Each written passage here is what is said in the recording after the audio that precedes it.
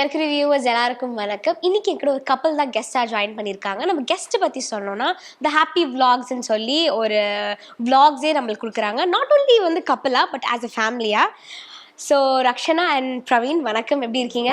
நல்லா இருக்கும். நீங்க எப்படி இருக்கீங்க? ரொம்ப நல்லா இருக்கேன். Good morning. இன்னைக்கு எங்க வீட்ல மட்டன் கிரேவி, சிக்கன் 65, எலும்பு ரசம், சுட சுட சாப்பாடு. என்ன டேஸ்ட் மம்மி, வேற லெவல். கல்யாணத்துக்கு அப்புறம் எனக்கு பிடிச்ச விஷயங்கள் எல்லாத்தையும் நான் கத்துக்க ஆரம்பிச்சிட்டேன். நான் உங்களுக்கும் அததான் சொல்றேன், எக்காரணத்தை கொண்டு உங்க ஸ்கில்ஸையோ டேலண்டையோ விட்டுடாதீங்க. வழக்கம் போல இன்னைக்கு ப்ரௌனி ரொம்ப நல்லா வந்திருக்கு. சாப்பிட்டு எல்லாரும் ஹாப்பி ஆயிட்டாங்க, அதை பார்த்து நானும் ஹாப்பி ஆயிட்டேன். உங்களை பத்தி எனக்கு கொஞ்சம் கொஞ்சம் தெரியும், ஓகேவா? பட் இண்டிவிஜுவலா உங்களை பத்தி நான் நிறைய தெரிஞ்சுக்க ஆசைப்படுறேன். உங்களை பத்தி சொல்லுங்க. இல்லை, நாங்கள் ஆக்சுவலி வந்து எல்கேஜில இருந்து ஒன்றா படித்தோம். ஸோ 10th வரைக்கும் ஒன்றா படிச்சிருந்தோம். அதுக்கப்புறம் நான் சென்னைக்கு வந்துட்டேன். நாங்கள் வேலூரில் படிச்சிருந்தோம் நாங்கள் 2 பேரும். அதுக்கப்புறம் நான் சென்னைக்கு வந்துட்டு காலேஜ்லாம் படிச்சுட்டு இருந்த டைமில் இவங்க அப்போ தான் ஃபேஸ்புக்கில் மெசேஜ் பண்ணாங்க எனக்கு. ஹாய் பிரவீன், ஞாபகம் இருக்கா என்ன அப்படின்னு சொல்லிட்டு. ஆக்சுவலி அப்போ வந்து இவர் வந்து படம் பண்ணிட்டு இருந்தார், ஒரு படம் பண்ணியிருக்காரு எழுமின்னு சொல்லிட்டு விவேக் சார் கூட. ஸோ அந்த போஸ்டர்லாம் பார்த்துட்டு நான் என்ன நம்ம கூட படம்லாம் பண்ணிட்டு இருக்கான்னு சொல்லிட்டு நான் சும்மா மெசேஜ் பண்ணேன், ஞாபகம் இருக்கா, மீடியா ஃபீல்டு வேற போயிட்டாரு, ஞாபகம் இருக்கான்னு கேட்கலான்னு சொல்லிட்டு சும்மா பண்ணேன். அப்புறம் நார்மலாக பேச ஆரம்பித்தோம். அது 2 to 3 இயர்ஸாக ஃப்ரெண்ட்ஸாகவே பேசிட்டே தான் இருந்தோம்.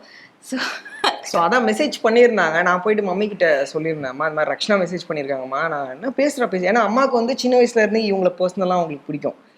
ஸோ அதுக்கப்புறம் இவங்க வந்து ஏன் இந்த இது வந்ததுன்னா வந்து கரெக்டாக கேட்டுருவாங்க என்கிட்ட ஒரு 3 to 4 months. சாப்பிட்டியா பிரவீன், எங்கே இருக்க, வெளில என்ன வீட்டுக்கு வந்துட்டியா, வெளில போயிட்டான்னு சொன்னீங்க, ஏதோ இந்த பொண்ணு நம்ம கிட்டே இதெல்லாம் கேட்குது அப்படின்ற மாதிரி இருக்கும். ஸோ அதுக்கப்புறம் ஓகே, ஒரு டைமுக்கு மேலே ஓகே நம்ம கூட இருந்தால் நல்லா இருக்குமே அப்படின்ற மாதிரி ஃபேண்டசிக்காக அந்த மாதிரிலாம் எதுவும் இல்லை. ஒரு ஃப்யூச்சர் இது பண்ணி தான் நாங்கள் அந்த ஃபீலே எங்களுக்கு வந்து நான் நல்லா பார்த்துக்கிறா அப்படின்ற நம்மளுக்கும் அந்த ஃபீல் இருக்குது. சரி ஓகே, நான் சொல்லவே இல்லை அதுக்கப்புறம், ஏன்னா ஃப்ரெண்ட்ஸாகவே இருந்துட்டோம். சரி சொன்னால் எப்படி நினச்சிப்பாங்கன்னு சொல்லிட்டு நான் அப்புறம் அதை நான் விட்டுட்டேன். ஆக்சுவலி அது 2 பேருக்குமே இருக்கு அந்த இன்ட்ரெஸ்ட்டு. ஸோ சொல்லலை ஒருத்தருக்கு ஒருத்தர். சரி எப்படி ஃப்ரெண்ட்ஷிப் சொன்னால் எப்படி வேணான்னு சொன்னால் அதுக்கப்புறம் ஃப்ரெண்ட்ஷிப் கண்டினியூ ஆகுமா இல்லையான்ற ஒரு டவுட் இருந்தது. ஸோ அதுக்கப்புறம் வந்து சரி சொல்லிடுவோம், எதுக்கு மனசில் வச்சுட்டுன்னு சொல்லிட்டு அவர் தான் கேட்டார். நான் சொன்னேன், அவர் தான் கேட்டார். நான் சொன்னேன் இந்த மாதிரி மேரேஜ் பண்ணிக்கலாமா, பட் ஆனால் இப்போ வேணா ஒரு 28 அந்த மாதிரி டைமில் பண்ணிக்கலாம், 27 to 28 அந்த மாதிரி தான். ஆனால் 24 பண்ணுற மாதிரி ஆயிடுச்சு. சீரியஸாக பிரவீன் எனக்கு ரொம்ப பிடிச்சது காரணம் ஸ்கூலில் பார்த்தது வேற அவனை. ஓகே, ஸோ எப்படி சொல்கிறது, இது ஜாலியா பசங்க கூட சுத்திட்டு அந்த மாதிரி இருந்தாரு. அதுக்கப்புறம் ஒரு ரெஸ்பான்சிபிலிட்டியான மேனா பார்த்தேன். ஒரு ஃபர்ஸ்ட் ஸ்டூடெண்ட் நானே டீசெண்டா சொல்லி நான் வந்து ஒரு ஃபர்ஸ்ட் ஸ்டூடெண்ட் ஸ்கூல் படிக்கும்போது. வந்து என் ஸ்கூல்ல என் பேர் எடுத்தாலே நல்ல பேரே வராது என் பேர். நான் வந்து ஒழுங்கான ஆளே கிடையாது ஸ்கூல்ல வரைக்கும். ஸோ அதுக்கப்புறம் இவங்க ஒரு 5 to 6 இயர்ஸ் கழிச்சு பார்க்கும்போது அப்படியே டோட்டலா சேஞ்ச். ஒரு ரெஸ்பான்சிபிளா அம்மாவை நல்லா பார்த்துக்கிறாங்க, வீட்டை வந்து நல்லா ரன் பண்றாங்க, ஒரு ஒரு உமனுக்கு கொடுக்குற அந்த ரெஸ்பெக்ட் கொடுக்குறாங்க. ஸோ அப்பெல்லாம் சொல்லுவாரு ஃப்ரெண்டாக இருக்கும் போதெல்லாம், நான் வந்து என் ஒய்ஃபை வந்து இப்படி எல்லாம் பார்த்துக்கணும், அதெல்லாம் பார்த்துக்கணும். அது இப்போதான் எனக்கே தெரியுது அப்படியெல்லாம் பார்த்துக்கணும்னு சொல்லிட்டு. ஸோ இப்போ வரைக்கும் அதை காப்பாற்றிட்டு இருக்காரு. ஸோ அந்த தான் நல்லா பார்த்து சேஃபாக இருக்கலாம், சேஃபாக இருக்க முடியும்னு சொல்லிட்டு அதனால ஸோ லவ் வந்துருச்சு, பிடிக்கும். ஆக்சுவலி அதை எப்படி சொல்றதுன்னு எனக்கு தெரியல. நான் 17லயே வந்து வீடியோ ரன் பண்ண ஆரம்பிச்சிட்டேன், ஃபேமிலியே நான் பார்க்க ஆரம்பிச்சிட்டேன். 17லயே சென்னையில் இருக்க எல்லா 5 star ஹோட்டலையுமே நான் ஒர்க் பண்ணியிருக்கேன். பேக்கெட்டில் பிளேட் கழுவுறதுலேருந்து எல்லா வேலையும் நான் செஞ்சுருக்கேன். ஒரு நாளைக்கு 500 ரூபாய். காலேஜ் முடிச்சுட்டு நான் ஐடிசி, லீலா பேலஸ் எல்லா இடத்துக்கும் போவேன் நான். ஸோ அது பண்ணிவிட்டு அதுக்கப்புறம் நான் மார்ஷல் ஆர்ட் ஃபீல்ட் டீச்சிங்கில் வந்தேன். அப்புறம் கால் சென்டரில் பார்ட் டைமில் போய் ஒர்க் பண்ணியிருக்கேன். நான் நிறைய ஒர்க் பண்ணுவேன் நான் ஃபேமிலிக்காக போயிட்டே. ஸோ அந்த ஃபேமிலி பர்சனாக இருந்தார். ஸோ அது எனக்குமே ஒரு ஃபேமிலி நல்லா பார்த்துக்கிற இது, ஸோ ஃபேமிலி கூட இருக்கிற அது எனக்கும் ரொம்ப பிடிக்கும். ஸோ அவராக அப்படியே இருந்தார். ஸோ 2 பேருக்கும் அது எப்படி மேட்ச் ஆச்சுன்னே தெரியல, அதனால அது செட் ஆயிடுச்சு. ஸோ நீங்கள் சொல்லும் போது சொன்னீங்க ரொம்ப பயந்தேன், பிகாஸ் என்னமோ லவ் சொல்லிட்டு அந்த ஃப்ரெண்ட்ஷிப் போயிடும் அப்படின்னு. எப்படி கட்ஸ் வந்தது, சரி நம்ம போய் இன்னைக்கு சொல்லிடலாம் லவ் அப்படின்னு? இல்லை, அதுதான் அன்னைக்கு நான் உள்ள படுத்துட்டு இருந்தேன் இந்த வீட்டில், அது வேற வீடு. இதுக்கு ரொம்ப முக்கியமான காரணமே மம்மி தான். ஆமா, நான் வந்து உள்ள படுத்துட்டு இருந்தேன். சடனா அம்மா வந்து பிரவீன் நீ ரக்ஷனா கல்யாணம் பண்ணிக்கூடா அப்படின்றாங்க. மா என்னம்மா பேசுற நீ? வீட்ல தெரியும் நீங்க டெய்லியும் பேசிட்டு தான் இருக்கீங்க. அதெல்லாம் தெரியும். ஓகே, அதெல்லாம் தெரியும். நீ ரக்ஷனா கேட்டு பாரு அப்படின்னு சொன்னாங்க. நான் இல்லம்மா ஃப்ரெண்ட்ஷிப் இதுவாயிடும், நான் வேணா பேசுறேன், ஆனா ஏதாவது சொல்லிட்டேன்னா நான் நீ உன்னை போட்டு கொடுத்துருவேன் நான் அப்படின்னு சொல்லிட்டேன். ஸோ நான் ஃபோன் பண்ணிட்டு ரொம்ப ஒரு மாதிரி தயங்கி இந்த மாதிரி உங்ககிட்ட ஒன்று சொல்லணும், நம்ம கல்யாணம் பண்ணிக்கலாமா அப்படின்னா, என்னடா என்னாச்சு திடீர்னு அப்படின்னா, அதுக்கப்புறம் நீ சொல்லு, இல்லை நான் 2 days டைம் எடுத்துக்கிறேன். 1 week கேட்டேன் ஃபர்ஸ்ட் டைம். 1 week கூட யோசிச்சு சொல்றேன். ஆனா அவங்க சொல்லவும் ஜாலியா தான் இருந்தது. ஜாலியா இருந்தது. ஏய் நம்ம சொல்லணும்னு நினைச்சதே அவளே சொல்லிட்டானேன்னு சொல்லிட்டு சரி சும்மா சொல்லுவோமே 1 week டைம் கேட்டேன். சரி எதுக்கு 1 week பிடிச்சிருக்கா இல்லையா அதை இப்பயே சொல்றேன்னா சரி ஒரு 2 நாளாவது கொடு. அது சொல்லி ஆகணும், உனக்கு பிடிச்சிருக்கா இல்லையா, பிடிக்கலனாலும் பரவாயில்ல சொல்லிடு, நம்ம ஃப்ரெண்ட்ஷிப் மெயின்டைன் பண்ணிக்கலாம். அதுக்கப்புறம் சரி ஈவினிங் வரைக்கும் மாதிரி டைம் சும்மா அது இல்ல எல்லாமே செட் ஆகி வருமா, ஃப்ரெண்டு ரொம்ப பிடிக்கும் பட் ஆனா நம்ம கரெக்டான இதுல தான் இருக்குமா, அவருக்கும் அது கரெக்டா இருக்குமான்றத யோசிச்சு சரி ஈவினிங் வரைக்குமாது சரின்னு சொல்லிட்டான். அன்னைக்கு ஈவினிங் வரைக்கும் என்ன ரக்ஷி யோசிச்சிட்டியா இவங்கிட்ட டைம் கேட்டதே தப்பா போச்சு சார். அப்புறம் ஈவினிங் சொல்லிட்டேன் நான். சரி ஓகே சொன்னோடனே ஈவினிங் மெசேஜ் வந்துருச்சு. ஆமா. ஸோ அதுக்கப்புறம் நான் அம்மா கிட்ட போய் சொன்னேன், எல்லாருக்கும் 5 ஸ்டார்லாம் வாங்கி கொடுத்தேன். ஆமா, இவங்களை பாக்குறதுக்கு 2 minutes தான் இவங்களை நான் பார்க்க முடியும் ஊருக்கு போனா. ஓகே. இவங்க வந்து ஒரு கடை வச்சிருந்தாங்க, அவங்க வந்து இவங்க தான் மெயின்டைன் பண்ணிருந்தாங்க அந்த மளிகை கடை வச்சிருக்கோம். ஸோ நான் இவங்களை 2 minutes பாக்குறதுக்கு இங்க இருந்து காலையில கிளம்பி நான் போனவாங்க. பாரு ஒரு 2 முட்டை வாங்கிட்டு வருவோம் போயிட்டு. உங்க ஊர் எது? வேலூர் ஆர்காட். நீங்க வந்து சென்னை பொண்ணு? இல்ல நான் சொல்றது தமிழ்நாட்டு பொண்ணு. ஆமா, நிறைய கேட்டிருக்காங்க தமிழ் பொண்ணான்னு கேட்டிருக்காங்களா? நிறைய சின்ன வயசுல இருந்து இப்போ வரைக்கும் நான் பாத்துட்டு இருக்கேன். நீங்க சொந்த ஊர் எது? இங்க நான் தமிழ் பொண்ணு தாங்க. ஜீன் அந்த மாதிரி இருக்கு, அம்மா ஒயிட்டா இருப்பாங்க, சோ அந்த மாதிரி வந்திருக்கு. அது என்னன்னு சின்ன வயசுல ரொம்ப எக்ஸஸ் ஒயிட் இவங்க. இந்த ஒயிட் கிடையாது, ரொம்ப எக்ஸஸா இருப்பாங்க. நான் வெள்ளக்காட்சின்னு கூப்பிட்டு போவாங்க. ரக்ஷனான் வாயில வராது யாருக்கும். நிறைய அது நான் பாத்துட்டேன்.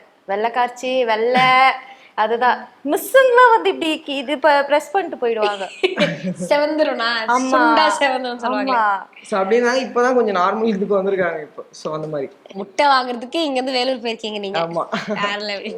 சரி அவங்க வீட்ல சொல்லிட்டாங்க, பட் உங்க வீட்ல சொல்லும்போது என்ன மாதிரி ரியாக்ஷன்ஸ் இருந்தது? எங்க வீட்ல அக்செப்ட் பண்ணல. ஓகே. இவங்க வந்து எனக்கு ஃபோன் பண்ணாங்க, இந்த மாதிரி வீட்டுக்கு வந்து நிறைய பேர் பார்க்கறதுக்கு வராங்க. எனக்கு வந்து அலைன்ஸ் பார்க்க ஆரம்பிச்சிட்டாங்க வீட்ல. ஸோ அது வந்து எப்படி எனக்கு பயம் வந்துருச்சு என்ன இதுன்னு சொல்லிட்டு. ஸோ அதனால இவர்கிட்ட சொன்னேன், சரி நீ வேணா சொல்லிடு. என்னடா இப்பயே சொல்றேன்னா, இல்லை ரக்ஷு உங்க அப்பா அம்மா வந்து பார்க்குறாங்க, இப்போ நீ வந்து நம்மளை வந்து லவ் பண்ணிட்டு இருக்கோம், ஸோ அது தெரியாது இல்லையா, நீ சொல்லு வீட்டில். சப்போஸ் அவங்க ஓகே சொல்லிட்டாங்கன்னா நம்ம வெயிட் பண்ணி ஒரு 2 to 3 years வெயிட் பண்ணி கூட நம்ம மேரேஜ் பண்ணிக்கலாம் அப்பா அம்மா சம்மதத்தோடனாங்க. அது தகுந்த மாதிரி தான். ஃபேமிலி பற்றி சொன்ன கதை வேற, நான் அதை பேஸ் பண்ணி தான் நான் சொன்னேன். என்னன்னா வந்து எங்கள் ஃபேமிலியில் வந்து எல்லாரும் ரொம்ப ஜாலி டைப்பு, ரொம்ப லவ்வபிளி பர்சன்ஸ் எல்லாருமே. எங்கள் அப்பாலாம் எனக்கு வந்து ரொம்ப சப்போர்ட் பண்ணுவார், அப்படி இப்படின்னு எல்லாத்தையும் கண்ட மணிக்கு சொல்லி வச்சுட்டாங்க. நான் அதை நம்பி பார்க்க வரும்போது வந்து அப்பா சொல்லுவார், பொண்ணு வந்து தூரமாக கொடுக்கறதுக்கு விருப்பம் இல்லை, நம்ம கிட்டே தான் இருக்கணும், நல்ல தெரிஞ்சவங்களா இருக்கணும், பொண்ணோட ஆசை தான் முக்கியன்ற மாதிரி அந்த மாதிரி சொன்னாங்க. பொண்ணுக்கு பிடிச்சிருந்தா பண்ணுவேன்னு சொல்லிட்டு அந்த மாதிரி சொன்னேன். சரி அப்பா நம்ம மேலே பாசமாக தான் இருக்காருன்னு சொல்லிட்டு நான் அந்த தைரியத்தில் போய் சொன்னேன். பட் ஆனால் அக்செப்ட் பண்ணேன். என்கிட்ட வந்து சொன்னாங்க எப்படின்ட்டு, சரி எதுக்கு பாவம் அவங்களுக்கும் ஒர்க் கொடுத்துட்டு நீ தான் இவ்வளோ ஜாலி சில் டைப்புன்னு சொல்கிறீல்ல, ஸோ நீ போயிட்டு வீட்டில் சொல்லிவிடு, நம்ம ஒரு 4 years டைம் வாங்கிக்கலாம் அப்படின்னு சொல்லிட்டு சொன்ன உடனே அவங்க அப்பா ஒரு பக்கம் பிபி ஏறிச்சா, அவங்க அம்மாவுக்கு தலை சுற்றி கீழே விழுத்துட்டாங்களா, அவங்க அண்ணன் ஒரு பக்கம் கத்துறானா, ஐயோ நடா இதுன்ற. அப்புறம் என்கிட்ட வந்து சொல்கிறாங்க, ஃபோனை பிடிங்கிட்டாங்க பிரவீன், நீ என்ன பண்ணு அடுத்த நாள் காலையில் வந்து என்ன கூப்பிட்டு போயிடு அப்படி இப்படின்னாங்க. அதுக்கப்புறம் அப்புறம் எப்படி ஆயிடுச்சு கல்யாணம். ஆமா, அது வந்து நம்ம எப்படி சொல்றது, அது சொன்னீங்கன்னா ரொம்ப இன்ட்ரெஸ்டிங்கா உட்காந்து கேட்கலாம். மூவியோட மோசமா இருக்கும் அந்த கதைலாம் வந்து. ஸோ 3 months கதை அந்த கதை September November December. So love பண்ணுறீங்க அதெல்லாம் ஃபைன், வீட்டில் சொல்லும் போது வீட்டில் ஒத்துக்கல. ஜென்ரலாக வீட்டில் ஒத்துக்கும் போது சரி இவங்களை இவ்வளோ ப்ரெஷர் பண்ணுறாங்கன்னா நம்ம ஒரு இடத்துல வந்து சரி வேணாம் இந்த லவ்ன்னு விட்டுன்னு தோணும். ஆனால் நீங்கள் ரொம்ப ஸ்ட்ராங்காகவே இருந்தீங்களே, அதுக்கான பெரிய ரீசன் என்ன? லவ் அது இது பண்ண முடியாது இல்லைங்களா. ஸோ எனக்கு அவர் கூட வாழ்ந்தா நான் சந்தோஷமா இருப்பேன். எனக்கு வந்து சேஃபா என்ன நல்லா பார்த்துப்பாரு, எனக்கு பிடிக்கும் அவர் எப்படி அது ஒர்க் சைடு எப்படி இருக்காரோ அதெல்லாம் எனக்கு தேவையில்லை. ஒர்க் பண்ணுறாரோ இல்லை நான் போய் ஒர்க் பண்ணி மேனேஜ் பண்ணுமோ அதெல்லாம் எனக்கு இது கிடையாது. லவ் எனக்கு அவனை பிடிக்கும், அவன் கூட இருந்தால் ஹாப்பியாக இருக்கும், அவனுக்கும் அதே தான். அவங்க சொல்கிறாங்க இந்த மாதிரி வெளில என்னை வந்து கூட்டிகிட்டு வந்துருங்கன்னு சொல்கிறப்போ பயமா இல்லையா சீரியஸாகவே உங்களுக்கு? நான் நைட்டு ஃபோன் அடித்தாங்க, நான் காலைல கிளம்பிட்டேன். ஒரே வார்த்தை தான் அவங்க. ஆனா இது பண்ணல, அவங்க அக்செப்ட் பண்ணல. பிரவீன் என்ன நீ ஏதாவது பிரச்சனை ஆயிட போகுது, அடப்போமா பிரச்சனையா இருக்கு, கூப்பிடுறா வரலன்னா செத்துருவன்றா, நான் கிளம்புறேன் அப்படின்ட்டு கிளம்பிட்டேன். ஓகே. So, அதுக்கப்புறம் வந்து எப்ப கல்யாணம் பண்ணிக்கிட்டீங்க? அன்னைக்கெல்லாம் கூட்டின்னு வரல, அன்னைக்குதான் பிரச்சனையே ஆச்சு. ஓகே. அன்னைக்குதான் பிரச்சனையே ஆச்சு. அன்னைக்கு ஆக்சுவலி வரும்போது மாட்டிக்கிட்டோம் அப்பா கிட்ட. So அதுக்கப்புறமா கிளவரா வரலாமா? அதனால மாட்டிக்கிட்டோம். ஸோ அதுக்கப்புறம் வந்து அப்பா கிட்டே சொன்னேன் நான், அப்பா நீங்க ஓகே கூட சொல்லாதீங்க, ஜஸ்ட் கூப்பிட்டு பேசுங்க, பேசினா தானே தெரியும் எப்படி பையன் என்ன இதுன்னு சொல்லிட்டு நான் சொன்னேன். சரிம்மா பேசுகிறேன், 3 months டைம் கொடுமான்னாரு. சரி நானும் கொடுத்தேன். ஆனால் அதுக்குள்ளேயே வந்து அலைன்ஸ் மறுபடியும் பார்க்க ஆரம்பித்தாங்க. ஸோ அது எனக்கு அக்செப்டபுளாக இல்லை. ஸோ ரொம்ப இதுவாயிடுச்சு, ஹர்ட் ஆயிடுச்சு, அவர் இல்லாமல் இருக்க முடியாதுன்ற மாதிரி ஆயிடுச்சு. ஸோ அதுக்கப்புறம் இப்படியோ வந்து மேரேஜ் பண்ணியாச்சு. ஓகே. எந்த ரீசனால வீட்டில் ஒத்துக்காமல் இருந்தாங்க? ஜென்ரலாக லவ்னாலையா இல்லை? இல்லை கேஸ்ட் தான். அது கூட வந்து அவங்க கேஸ்ட்ல தான் வேணும், மேலேயும் வேணா கீழே அவங்கள பாக்குறாங்க. நான் வந்து அது தெரியாம சார் நான் நல்லா சம்பாதிக்கிறேன், நல்லா பாத்துப்பேன், அதை பத்தில நாங்க இது வரைக்கும் நாங்க 3 years லவ் பண்ணிட்டு இருந்தோம். நாங்க இது வரைக்கும் அது அந்த ஞாபகம் கூட எங்களுக்கு இல்ல. இப்படிலாம் பிரச்சனை வருமா கேட்கணும்னு கூட எங்களுக்கு அது என்னன்னு கூட எங்களுக்கு இது வரைக்கும் அதோட புரிதலே இல்லை எங்களுக்கு. சோ நாங்க இது வரைக்கும் என்ன கேட்டது கிடையாது, என்ன கேஸ்ட் நீங்க சொல்லிட்டு. நான் வந்து பேசிட்டு இருக்கும் போதும் சரி, இங்க வந்த போதும் சரி, இது வரைக்கும் யாரும் ஒரே கேள்விதான் இப்ப இருக்கு, நீ எப்படி இவ்வளவு வெள்ளையா இருக்கன்றத நான் கேட்டுட்டு இருக்கேன் தவிர அப்ப நாங்க அதை பத்தி பேசுனது கூட கிடையாது. அப்புறம் பார்த்தா அந்த பிரச்சனை தான் பெருசா வந்து நிக்குது எங்களுக்கு.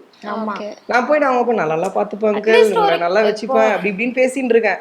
ஜஸ்ட் ஒரு கேஸ்டுக்காக ஒரு லவ் இது பண்ண முடியாது இல்லைங்களா? ஸோ அதனாலதான் எனக்கு அது தோணுச்சு, கேஸ்ட் போட்டோம், எனக்கு லவ் தான் முக்கியம்.